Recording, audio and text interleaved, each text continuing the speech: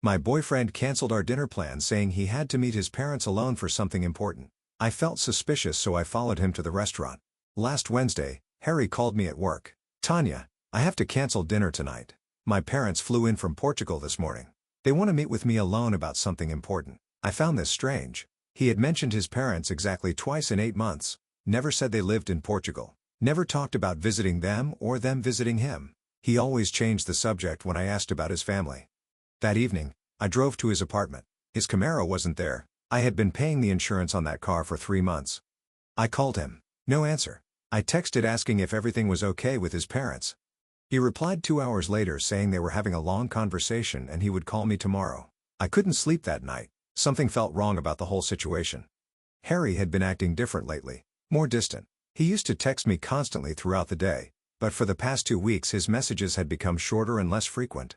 Thursday morning, I checked Instagram. Harry had posted a photo the night before at Romano's, the expensive Italian place downtown. The caption read, "Family dinner with a heart emoji."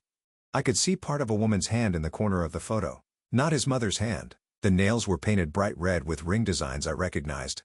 I zoomed in on the photo. The hand belonged to someone young. The rings were delicate, expensive looking. Harry's mother would be in her 50s. This was a younger woman's hand. I had seen these exact rings before, but I couldn't remember where. That afternoon, I went through Harry's Instagram more carefully. I found photos from last year before we started dating. In several of them, he was with a blonde woman named Stella. Her account was public. I scrolled through her recent posts and recognized the rings immediately. She was wearing them in multiple photos. Stella had moved to Seattle 8 months ago for work. That was exactly when Harry and I started dating. Her most recent post showed her back in our city. She had moved back 3 weeks ago. The same time Harry started acting distant with me, I realized the woman's hand in Harry's restaurant photo belonged to Stella, his ex-girlfriend. The one he claimed meant nothing to him when I had asked about her months ago. Friday evening, I decided to go to Romano's myself. I needed to see what was really happening. I called Harry first to see if he wanted to have dinner there. He quickly said no, claimed it was too expensive, even though I always paid for our meals anyway. I drove to Romano's at 7:30, the same time Harry had posted his photo the night before. I parked across the street and waited. At 8:15, Harry's Camaro pulled into the parking lot. He got out with an older couple and a blonde woman, Stella. I grabbed a hoodie from my back seat and put on a baseball cap I kept in my car. I went inside and asked the hostess for a table. She seated me one table away from where Harry was sitting. I kept my head down and pulled the hood up. They couldn't see my face from their angle. Harry held Stella's hand across the table. The older woman, who I assumed was his mother Priscilla, smiled at Stella warmly. His father, Leonard, raised his wineglass in what looked like a toast. "Mom, Dad, this is Stella, the love of my life. We're back together," Harry announced proudly. Priscilla clapped her hands together excitedly. "Oh, wonderful, darling. What about that other girl you mentioned, Tanya?" Harry laughed loudly. Leonard joined in, chuckling as he sipped his wine.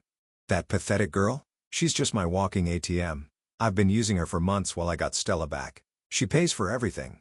I pulled out my phone and started recording audio under the table. I needed to capture this conversation exactly as it was happening. My car, my clothes, even my phone bill. "She covers it all," Harry continued. "I'll dump her next week once Stella moves back in with me." Leonard nodded approvingly. "You're smart, son. Why work when some desperate girl will pay for everything? That's using your head." All 4 of them burst into laughter. "I can't believe she actually fell for it. You told me she was pretty, but I didn't think she'd be this gullible." "Pretty desperate," Harry replied.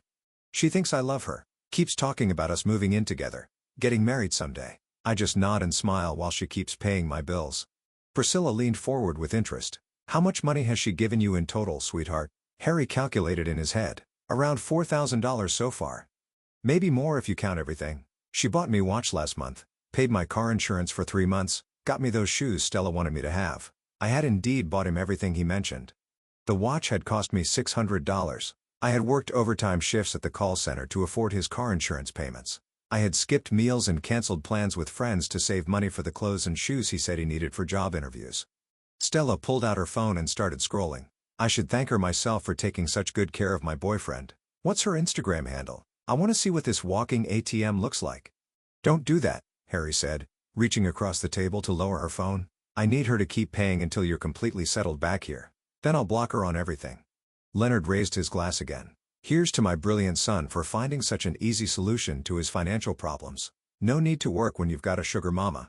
They all clinked glasses while I sat frozen at the next table. 8 months of my life. 8 months of believing Harry loved me. 8 months of sacrificing my own financial security to help someone who saw me as nothing more than a bank account. I stopped the recording and quietly stood up. I left a $20 bill on my table for the water I had ordered and walked calmly toward the exit. Harry had no idea that I knew the truth now. He had no idea that I had recorded every word of his confession. He was about to learn exactly what happens when you try to use the wrong person. First update. The comments on my first post have been incredible, and so many of you were asking what I did after I left that restaurant. Well, sit down because this is where things got really intense. After I walked out of Romano's, I sat in my car for maybe 5 minutes just staring at my steering wheel. My hands were shaking, not from sadness but from pure rage. 8 months of my life. All those times I worked double shifts just to afford his car payments while he was planning his future with someone else. But here's what really got to me. The way they were all laughing. Like I was some kind of joke they were all in on. Harry's dad raising his glass and calling me a sugar mama, while his precious son bragged about using me. The way Stella was scrolling through her phone wanting to see what this walking ATM looked like. These people didn't just see me as stupid. They saw me as entertainment. I drove home in complete silence. No music. No phone calls to friends. Nothing. Just me and this growing volcano of anger that was about to explode all over Harry's pathetic life. When I got to my apartment, I looked around and started noticing all of Harry's stuff everywhere. His expensive gaming headphones on my coffee table, the ones I bought him for his birthday. His clothes hanging in my closet next to my work uniforms. His protein powder and vitamins taking up half my kitchen counter. His collection of sneakers lined up by my front door like he owned the place. That's when something clicked in my brain. This asshole had been slowly moving his stuff into my apartment over the past few months while telling his ex-girlfriend that I was just a temporary ATM. He was using my place as free storage while he waited for Stella to come back set up their real life together. I started grabbing his things. The gaming headphones went into a garbage bag. His clothes came off the hangers and got shoved in after them. His shoes. His toiletries. His books. His stupid collection of cologne bottles. Everything went into bags. I was moving like a woman possessed and honestly, it felt amazing. But throwing his stuff in bags wasn't enough. This piece of garbage had humiliated me in front of his entire family. He had turned me into a punchline for their family dinner conversation. So I took those bags outside to the sidewalk and started pulling everything out. His jeans landed in a puddle from yesterday's rain. His precious Jordan sneakers got tossed across the concrete. Those expensive cologne bottles? Opened them up and poured them all over his gaming equipment. The smell was overwhelming, but watching that cologne drip all over his $500 headphones was absolutely therapeutic. I made sure to spread everything out really well across the sidewalk and the small front yard area. His clothes were scattered everywhere, some hanging from the fence, some just thrown in random piles. It looked like a tornado had hit a douchebag's bedroom and I was so proud of my work. Then I went back inside, changed into comfortable pajamas, made myself a huge bowl of ice cream, and sat down to watch Netflix. For the first time in months, I felt completely relaxed. No worrying about Harry's bills. No calculating how much money I needed to save for his next emergency. No listening to him complain about his life while I worked overtime to fund it. Around 11:30, I heard Harry's car pull up outside. Then I heard his car door slam. Then I heard him yell, "What the fuck?" so loud the dog started barking in the neighborhood. I looked out my window and watched him frantically trying to gather his stuff off the sidewalk. He was shoving wet clothes back into bags, trying to wipe cologne off his electronics, picking up shoes from random places around the yard. He looked absolutely panicked, like he couldn't understand how his perfectly organized scam had suddenly exploded in his face. He started pounding on my door about 5 minutes later. Really aggressive, angry pounding that made my neighbors turn their lights on. I opened the door but kept the chain lock attached so it would only open a few inches. Harry's face was bright red and he was breathing like he had just run a marathon. Behind him I could see Stella sitting in his Camaro. Apparently she had come along to witness whatever confrontation he was planning to have with me. "Tanya, what the hell is wrong with you? Why is all my stuff destroyed outside? Are you having some kind of mental breakdown?" I looked at him through that small opening in the door and felt completely calm. "Oh, I cleaned out some clutter from my apartment. I figured you wouldn't be needing it here anymore since you're moving in with the love of your life next week." The color drained from his face so fast I thought he might pass out right there on my doorstep. He started stammering, trying to figure out how I could possibly know about Stella moving back, about their plans, about any of it. "I don't know what you're talking about, Tanya. You're acting crazy right now. Let me inside so we can talk about this like adults." "Adults?" I laughed so hard I almost choked. Adults don't use people as walking ATMs while planning their real relationships behind their backs. That's when Harry realized I had been at the restaurant. I watched his brain trying to process how this was possible, when I could have been there. What exactly I had heard. His mouth opened and closed like a fish out of water. "You were spying on me?" He finally managed to say. "That's psychotic behavior, Tanya. You need help." "I need help?" I was still laughing. "Harry, you spent 8 months pretending to love me while stealing my money to fund your actual relationship. But sure, I'm the one who needs help." He started getting really aggressive then, pushing against the door, trying to force it open wider. "You can't just throw my stuff outside like garbage. Some of that equipment cost thousands of dollars. You're going to pay for whatever got damaged out there. Actually, I think you'll find that most of it was paid for with my money, so technically I was just throwing out my own stuff." That's when Harry completely lost it. He started screaming at me through the door, calling me every horrible name you can imagine. He said I was pathetic, desperate, ugly, stupid. Basically confirming everything I had heard him say to his family at dinner. "You know what, Tanya? Good. I was going to dump you anyway. You're worthless and pathetic, and I can't wait to be done with this whole charade. Stella and I have been laughing about how easy you were to manipulate this entire time." I could hear Stella in the car telling him to calm down, probably worried about the neighbors calling the police. But Harry was on a complete rampage now, saying things that I'm pretty sure the entire street could hear. "You think you're so smart, but you're just a sad, lonely girl who was willing to pay thousands of dollars for a guy to pretend to love her. At least now I don't have to keep pretending that touching you doesn't make me sick." That last part actually made me smile, because Harry had just confirmed every single thing I had suspected about him, and now I had as witnesses to what kind of person he really was. I closed the door and turned off all my lights. Harry kept hounding and yelling for another 10 minutes before Stella finally convinced him to leave. I watched from my bedroom window as they drove away, and I could see them arguing in the car, even as they turned the corner. Christine from next door came over the next morning with coffee and told me she had gotten the whole thing on her security camera. Apparently she started recording when she heard the yelling, just in case she needed to call the police. So now I have video evidence of Harry having a complete meltdown on my doorstep while his new girlfriend watched from the getaway car. But honestly guys, I thought that was the end of it. I thought Harry would disappear into his happy new life with Stella and I would never have to see either of them again. I was so wrong about what was coming next.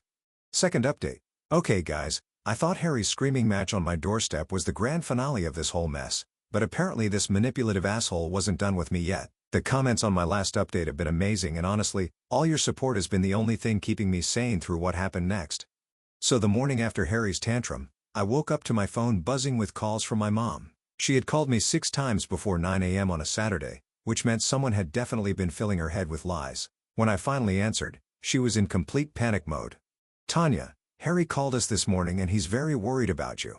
He says you had some kind of breakdown and destroyed thousands of dollars worth of his belongings for no reason. He thinks you need professional help before you hurt yourself or someone else." I could not believe this piece of garbage had called my parents to make me look like the crazy one. He was trying to turn my own family against me after I caught him red-handed planning his future with another woman while using my money. My mom kept saying Harry had sounded so genuinely concerned and that destroying someone's property wasn't how mature adults handled breakups. She wanted me to come over Sunday to discuss how I was going to apologize to Harry and pay for everything I had damaged. I hung up on her, which probably just proved Harry's point about my unstable behavior. But Sunday morning, I went to Christine's apartment and got a copy of that security camera footage from Friday night. We burned it onto a DVD and I took it straight to my parents' house. Watching Harry's meltdown from the camera angle was even better than experiencing it live. You could hear everything. Him calling me pathetic and worthless, admitting he was planning to dump me anyway, bragging about how easy I was to manipulate. The footage showed him pounding on my door like a maniac while Stella waited in his car. My parents' faces went completely white when they heard Harry screaming about how touching me made him sick. My dad immediately started apologizing for not believing me, and my mom was crying about how convincing Harry had sounded on the phone, but that victory felt short-lived because Harry apparently wasn't done trying. Tuesday afternoon, he showed up at my apartment building again, but this time, he wasn't crying or begging. He looked completely different. Confident, almost smug, like he was enjoying some private joke. He was wearing new clothes that I definitely hadn't paid for, and he had this arrogant expression that made me want to punch him in the face. When I tried to walk past him into the building, Harry stepped in front of me with this fake, friendly smile. "Hey Tanya, I just came by to pick up some things I left at your place. You know, important stuff that I need back." I looked at him like he was insane. "Harry, I threw all your stuff outside Friday night. There's nothing left in my apartment that belongs to you." But he kept insisting there were items I had missed, things that were really valuable to him that he couldn't replace. He wanted to come upstairs and look through my closets and drawers to make sure I hadn't accidentally kept anything. The whole thing was obviously bullshit. Harry just wanted an excuse to get inside my apartment and start some kind of confrontation. I told him absolutely not and tried to push past him, but he grabbed my arm and wouldn't let me go. Come on, don't be difficult about this. I'm being really reasonable here, just asking for my own belongings back. Unless you're planning to keep my stuff as some kind of weird shrine to our relationship? He was talking loud enough that other people in the building lobby could hear every word. A couple of my neighbors were staring at us, and Harry was clearly enjoying the attention. He wanted to make a scene and embarrass me in front of everyone. I jerked my arm away from him and told him to leave or I would call the police, but Harry just laughed like I had said something hilarious. Go ahead and call them. I'm sure they'll be very interested to hear about how you destroyed thousands of dollars worth of my property in a psychotic rage. I've got photos of everything, Tanya, documentation of all the damage you caused. That's when I realized Harry wasn't here to get his stuff back. He was here to intimidate me and show off how untouchable he felt now that he was back with Stella. He wanted to prove that I couldn't do anything to hurt him, and that he could still control me whenever he wanted. Over the next few days, Harry started showing up everywhere I went, but not in a desperate stalker way. More like he was deliberately trying to rub his happiness in my face. I would see him at the coffee shop I always went to, sitting at a corner table with Stella, both of them laughing and acting like they were having the time of their lives. When I walked into the grocery store Thursday evening, Harry and Stella were in the checkout line right in front of me.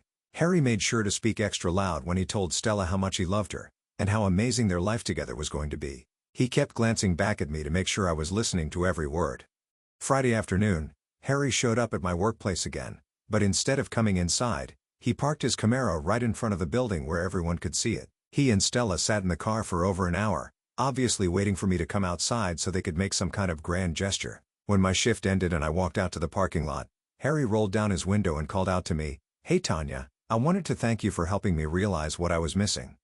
Being with Stella again has shown me what real love actually feels like. I hope you find someone who appreciates you someday." Stella was smiling and waving at me like we were old friends, probably enjoying the whole performance as much as Harry was. They drove away laughing, and I could hear Harry's music blasting from his speakers as they turned the corner. But the worst incident happened Saturday morning when I was leaving for my weekly grocery run. Harry was waiting outside my building again, leaning against his car like he owned the whole street. This time he was alone, but he looked even more confident than before. When he saw me coming down the front steps, Harry pushed himself off his car and walked over like he had every right to be there. "Tanya, I've been thinking about our conversation the other day and I realized I wasn't completely honest with you about something." I kept walking toward my car but Harry followed right beside me, talking the whole time. "The truth is, I never actually loved you. Even from the very beginning, it was always about Stella for me. You were just convenient while I was waiting for her to come back, but I want you to know that I'm grateful for everything you did to help me get through that difficult time." He was smiling while he said this, like he was doing me some kind of favor by being honest about how much he had used me. Like I should appreciate his candor about treating me like a disposable bank account for 8 months. When I reached my car, Harry actually had the nerve to lean against the driver's door so I couldn't get in. I know this probably hurts to hear, but I think it's better for both of us if you understand the reality of our situation. You're a nice girl, Tanya, but you were never going to be enough for someone like me. Stella and I are just on a different level. That's when I completely lost my shit. I started yelling at him about what a pathetic excuse for a human being he was, how he was going to end up alone and miserable because nobody decent would ever love someone so selfish and manipulative. I told him he was a loser who couldn't even pay his own bills without exploiting women who were too good for him. Harry just stood there grinning while I screamed at him in the middle of the street. He looked like he was having the best time of his life watching me lose control. When I finally ran out of things to yell, he just shrugged and walked back to his car. "Thanks for the entertainment, Tanya. This has been really fun.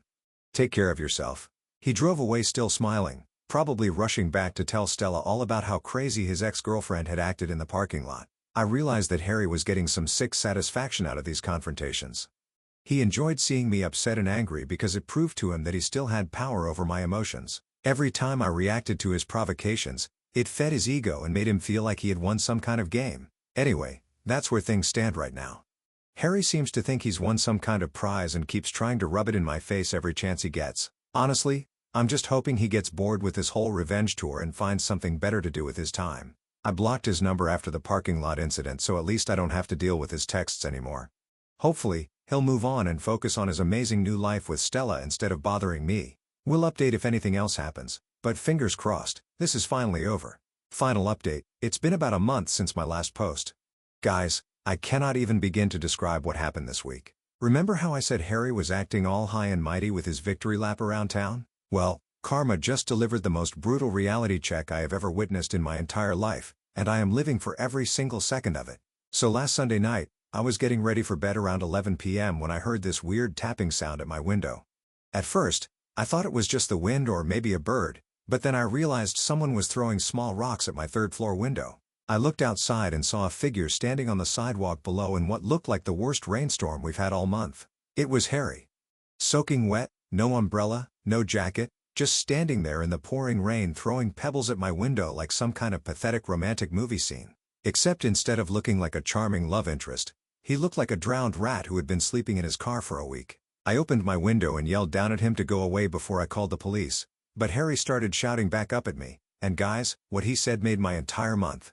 "Tanya, please, I need to talk to you. Stella is gone. She took everything and disappeared. I have nowhere else to go." I literally started cackling, like full-on evil villain laughter echoing through the neighborhood at midnight while this asshole stood in the rain begging for my help. The same man who had spent weeks rubbing his happiness in my face was now admitting that his perfect reunion had crashed and burned. I told him that sounded like a personal problem and started to close my window. But Harry completely lost his mind. He started screaming about how sorry he was, how he had made terrible mistakes, how he needed me to let him explain what had really happened with Stella. The whole thing was so ridiculous that I grabbed my phone and started filming him from my window. This grown man having a complete breakdown on the sidewalk in the middle of the night while begging his ex-girlfriend to save him from the consequences of his own actions. After about 10 minutes of listening to Harry's sob story from 3 floors up, I finally told him to come inside before the neighbors called the cops on both of us. Not because I felt sorry for him, but because I was dying to hear exactly how spectacularly his life had fallen apart. When Harry walked into my apartment lobby, he looked even worse up close. His clothes were completely soaked through, his hair was plastered to his head, and he had this desperate wild look in his eyes that I had never seen before. We went up to my apartment and I made him stand on the mat by my front door so he wouldn't drip all over my carpet. Then I sat down on my couch with a cup of tea and prepared to enjoy the best entertainment I had ever been offered. "Tanya, I know you have every right to hate me, but I need you to know that everything that happened with Stella was not what I thought it was going to be." I told him to start from the beginning and explain exactly how his perfect love story had turned into him standing outside my building at midnight like a homeless person. So apparently Stella had been planning her own little scam the entire time she was back in town. While Harry was busy bragging to his parents about using me as his walking ATM, Stella was quietly figuring out how to use him the same way. She had convinced Harry to put her name on his bank account so she could help him manage his finances better. She said she wanted to contribute to their shared future by taking over all the boring money stuff so Harry could focus on finding a better job. Harry, being the absolute genius that he is, thought this was a romantic gesture and handed over complete access to his accounts. Stella told Harry she was going apartment hunting for their new place together and needed his car to drive around and look at different neighborhoods. She said she would be gone all day, but would call him that evening to tell him about all the amazing places she had found for them. Harry waited all night for her call. All Wednesday, all Thursday. By Friday, he was starting to panic and went to the apartment complex where Stella had been staying with her friend. The friend told him that Stella had moved out Wednesday morning with all her stuff and hadn't left any forwarding address.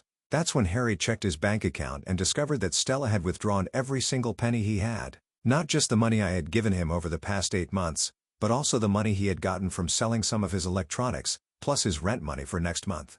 She had cleaned him out completely and vanished without a trace. I was trying so hard not to laugh while Harry told me this story. But guys, the irony was just too delicious. The man who had spent months manipulating me for money had been out-manipulated by someone who was way better at the game than he was. But wait, it gets even better, because Harry wasn't just broke, he was homeless. He had already given up his apartment lease because he and Stella were planning to move in together. All his stuff was packed in boxes in storage, and he couldn't afford the monthly fees to keep it there anymore. For the past week, Harry had been sleeping in bus stations and spending what little cash he had left on cheap motels and fast food. He was down to his last $40 and had no idea what he was going to do next. The best part was when he told me about his parents. Apparently, Leonard and Priscilla had been calling him every few days to check on how things were going with Stella. They were so excited about their son's romantic reunion and kept asking when they were going to meet their future daughter-in-law officially.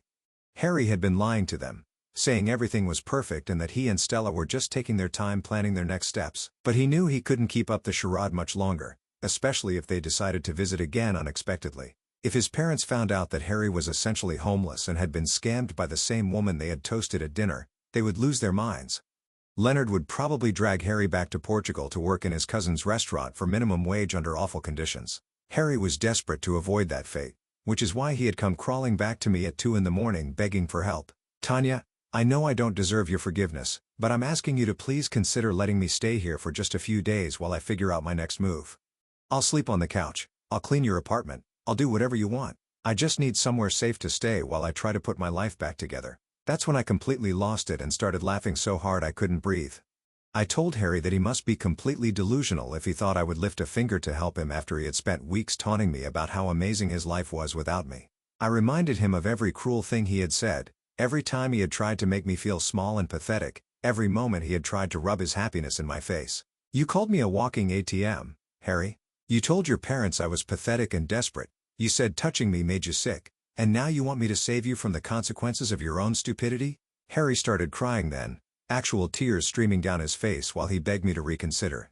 He said he had never meant any of those horrible things, that he had only said them to impress Stella and his parents, that deep down he had always cared about me. But I was done listening to his lies. I grabbed my phone and started filming him again, this pathetic broken man sobbing in my living room while admitting that his perfect relationship had been a complete fraud. I posted the video on TikTok with the caption, "POV, your manipulative ex comes crawling back after his girlfriend scams him the same way he scammed you," and watched it get hundreds of views within minutes. Harry noticed what I was doing and started panicking, begging me not to post anything about his situation because he was terrified of his parents finding out the truth. But that just made me want to document every second of his humiliation even more thoroughly. I told Harry that he had exactly 5 minutes to get out of my apartment before I called the police and reported him for trespassing. When he tried to argue, I reminded him that I had security footage of him harassing me multiple times over the past few weeks, and that Christine would be happy to testify about his aggressive behavior. Harry left my apartment that night looking like his entire world had collapsed around him, which, to be fair, it basically had. He had no money, no home, no girlfriend, and no prospects for fixing any of it without crawling back to his parents and admitting what a failure he was. The next morning, I woke up to find Harry sitting on the front steps of my building again. When he saw me coming down the stairs, he jumped up and tried to approach me one more time. "Tanya, I know you're angry, but I'm literally begging you to reconsider helping me. I have nowhere else to turn. I'll pay you back everything I owe you as soon as I get back on my feet." I looked at this pathetic excuse for a human being and felt absolutely zero sympathy. This was the same man who had laughed with his family about how easy I was to manipulate. The same man who had told me I was never going to be enough for someone like him.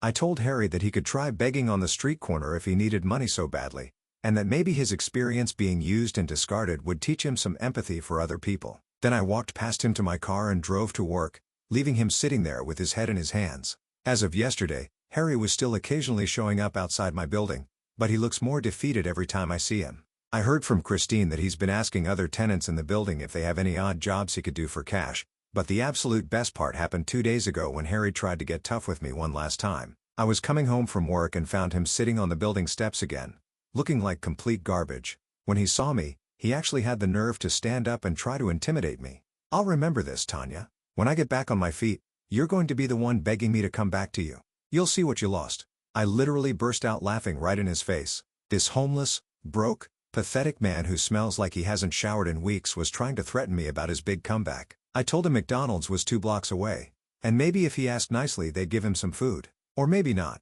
I hope he enjoys wondering where his next meal is coming from and sleeping wherever homeless people sleep. Maybe now he'll understand what it felt like to be used and discarded by someone who never actually cared about him. Karma is absolutely beautiful, guys.